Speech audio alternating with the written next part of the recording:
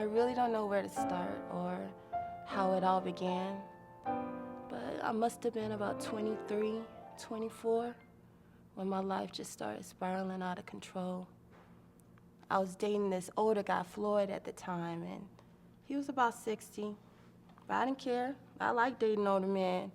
He didn't mind that I had 2 boys and 1 on the way, and he was good to me. He was good to me and my boys. But after dating for about 6 months, he was diagnosed with prostate cancer. Oh my goodness. Yeah. Now he told me I could go, I didn't have to stay. I was like, no, I'm ride or die. So I stayed. But it was so hard. It was hard watching him slowly die. So after a while, I started looking for something. You know, something to make me feel sexy, make me feel like a woman, something to sexually fulfill me. And I knew just where to get it.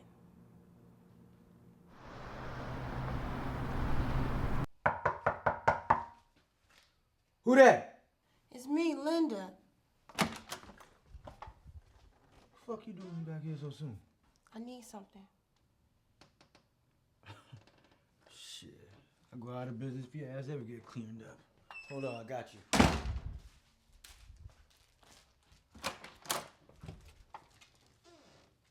No, not that. I need something that's gonna turn me on. Turn you on, huh? Yeah. All right, got what you need.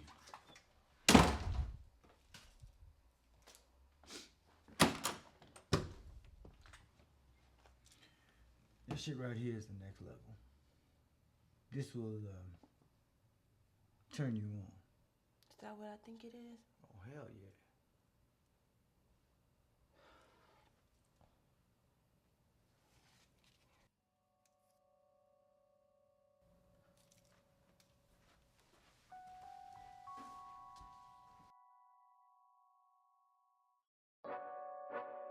At first, I was reluctant to try it. Then I thought, shoot, what the hell? I'll try it just this once. Man, I took my first hit, and I was hooked.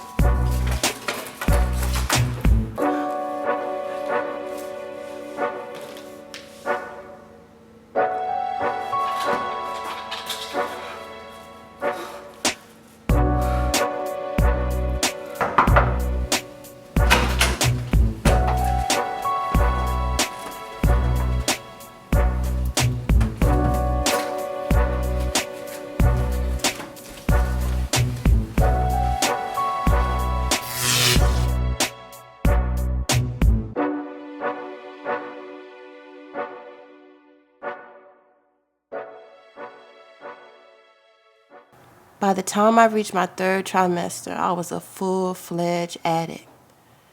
Crack had become my medicine. I needed it, had to have it, and wouldn't stop at nothing to get it. Floyd died a short while later, and after that, I ain't have him or nobody looking out for me. So just as fast as I would get my government checks, I would go buy my drugs.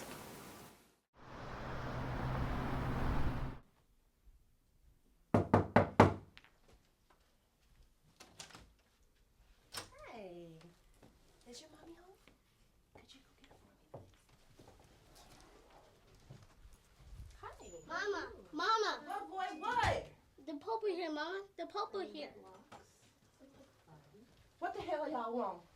Miss Merritt, my name is Florence Stein. I don't give a fuck who Children you and are. You Family can't just Services. barge up in my house. Please calm down. Don't tell me to come. This my house. Miss Merritt, we're here because we're responding to a hotline call alleging severe drug use, and we're just here to investigate. So I need you to answer some questions. That's a as truthfully as you goddamn can, lie. okay? Don't nobody in here know nothing about me. Merritt, how many children do you have? What you want with me? I'm gonna need you to answer the question. Don't let him hurt me. He's trying to hurt me. Have you been using any illegal substances today? Get out my house. I live here. You don't know shit I've gone through in my life. I don't have to answer shit. You know what? I'm up to you. We're gonna Get out my house. We're gonna have to Get out my house. You let go of me. Don't hit my baby. Let me go. Marcus. I knew I had to get clean and get my life together. I started feeling guilty for putting my unborn baby in harm's way. And I hated myself for all the pain I had caused my kids. The social worker told me if I completed drug treatment and therapy, I could have my kids back. So I enrolled in a 30-day outpatient program.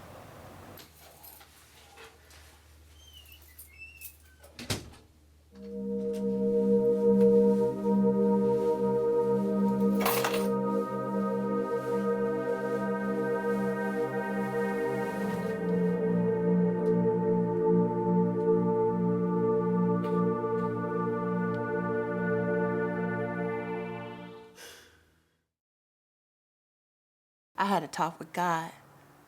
I said, God, if you let my baby live, I would love him unconditionally, no matter if he was ugly, retarded, or deformed. And you know what? God answered my prayers. My third son, Timothy Floyd Bateman, was born with 10 little fingers and 10 little toes. He was perfect. I consider him my gift from God because, man, I did so many drugs while I was pregnant with him. He should have never made it. And to my surprise, social services let me keep him.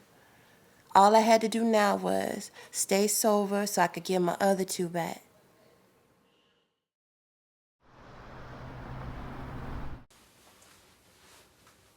It didn't take long for me to relapse. Drugs were all over my building. I knew the woman upstairs in 2B didn't drink or do drugs, so I would just pay her to watch Timothy while I did my drugs.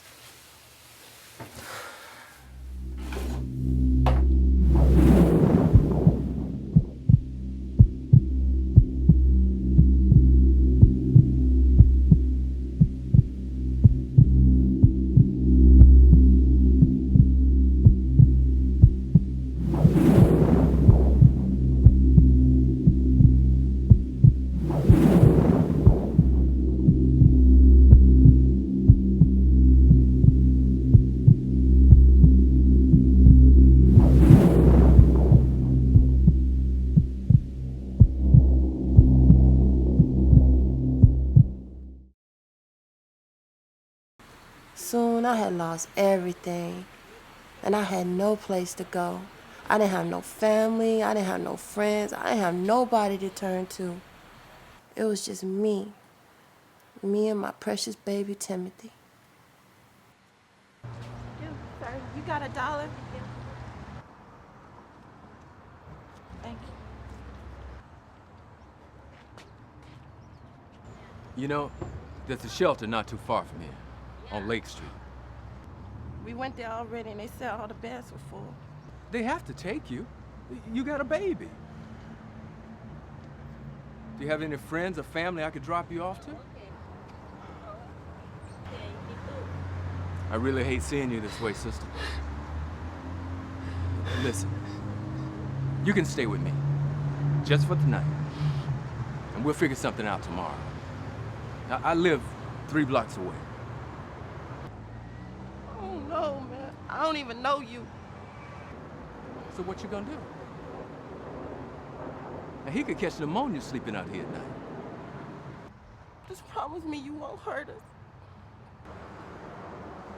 Scouts on.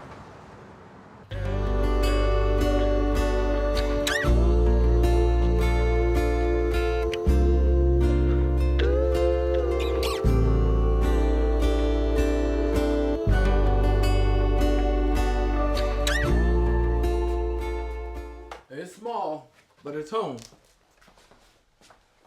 Make yourself comfortable. The bathroom's the first door on the left. You hungry? I think I might have some soup or something in the cabinets. No, I ain't hungry. Well, I figure you and the baby can take the pull-out sofa, and I'll make myself a pallet here on the floor. Walter, don't do that. We okay. We can sleep on the floor. No, I insist. Now, Lynda, I have one rule in my house. No drugs. You think you can handle that? Yeah. Good.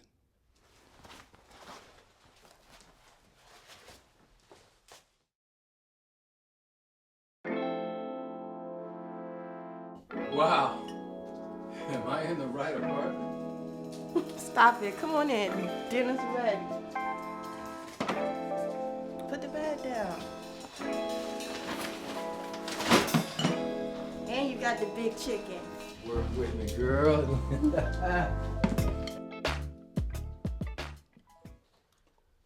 I talked to my social worker today.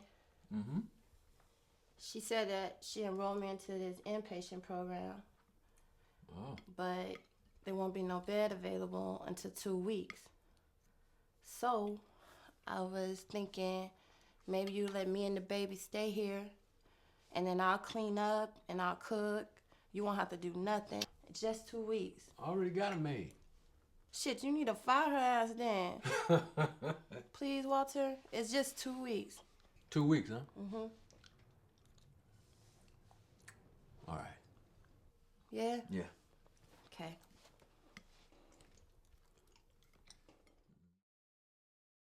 Turns out Walter was a man of his word. So I kept my word.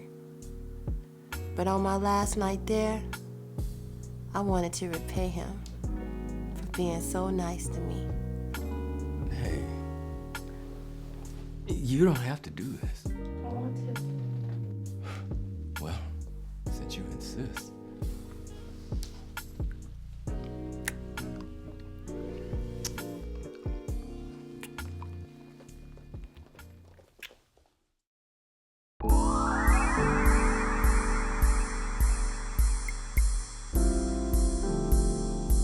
3 weeks into my program, I found out I was pregnant again. I was so angry with Walter. That bastard told me he was sterile, and like a damn dummy, I believed his ass. Then when I went and told him I was pregnant, he insisted I get an abortion.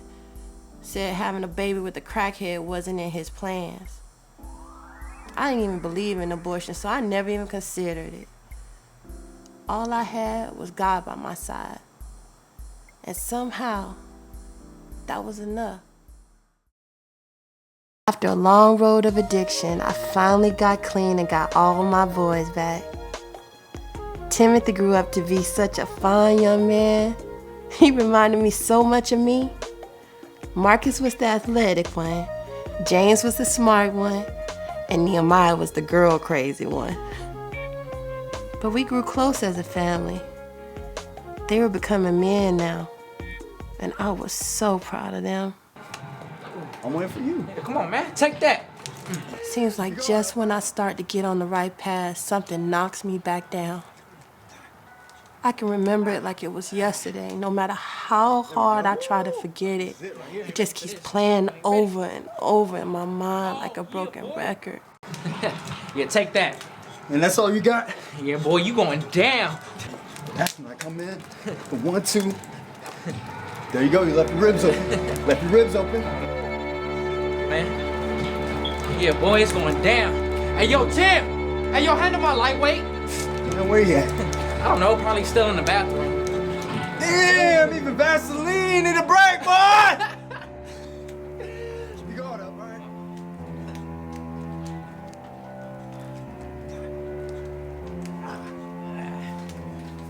There we go. This is it right here. You ready for this? Sweet. Sweet. You going up, right? You feeling lucky? Keep your guard up, right? Hands up. Keep your guard up, right?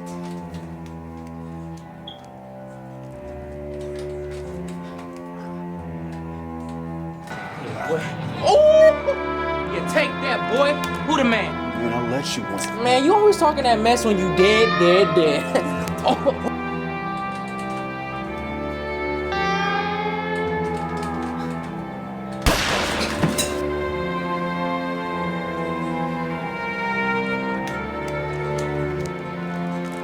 Teach What's yourself. that noise? Hey, come on. What was that noise? All right, we'll turn it down. Where's Timothy at? I don't know. He's in the bathroom dropping by. Stop that. Turn that shit down.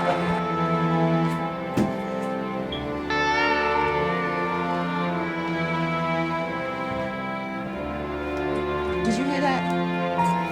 What?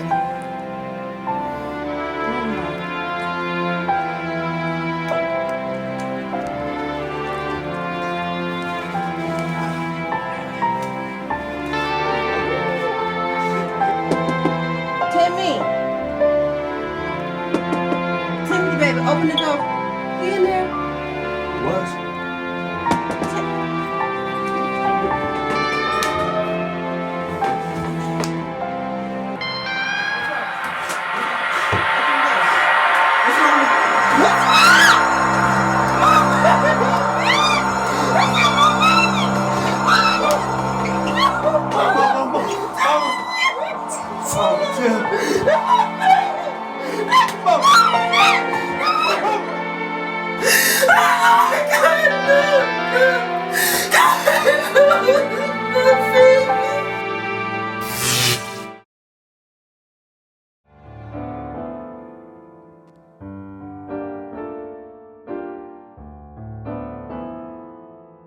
Funny how life can change in the blink of an eye. Accidental suicide. Huh. I don't think Timothy knew that gun was loaded. Hell, I'm still trying to figure out where the gun came from. It's just so many unanswered questions. Is it better to have something for a short period of time than never have it at all? Or was God punishing me for my past? I felt like someone had ripped my heart right out of my chest. Surprising enough, I didn't go back to using drugs to cope with the tremendous amount of pain I was feeling and the loss I was enduring. Instead, I prayed and asked the Lord for strength. I had unfinished business with you, Timothy. I needed to tell you, baby, thank you for forgiving me for doing drugs while I was pregnant with you. And thank you for believing in me when I didn't even believe in myself. God had truly given you to me as a special gift, and I will always, always love you. I miss you, baby. As the days turned into weeks and the weeks turned into months, I had to get my life back together and back on track. So little by little, I began to pick up the pieces. Timothy used to love this. James. Stop. It's okay. He did, huh? He'd be sitting over there playing with his spaghetti, sucking one between his teeth, and making them stupid noises. They used to make me so bad. Oh, man. Hey, remember that time Timothy was running? And he ran straight into that ball. Oh, yeah. Wait. Because he was looking at that big head girl. Yeah, what was her name? Sheila. Yeah, fast, because I know her mama.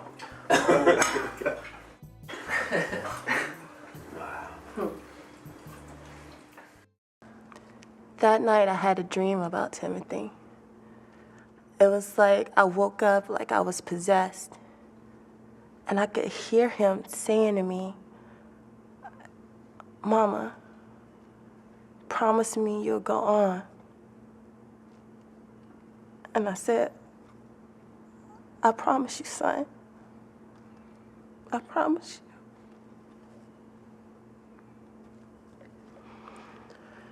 Wow, time flies, ladies. My time is up today. Thank you.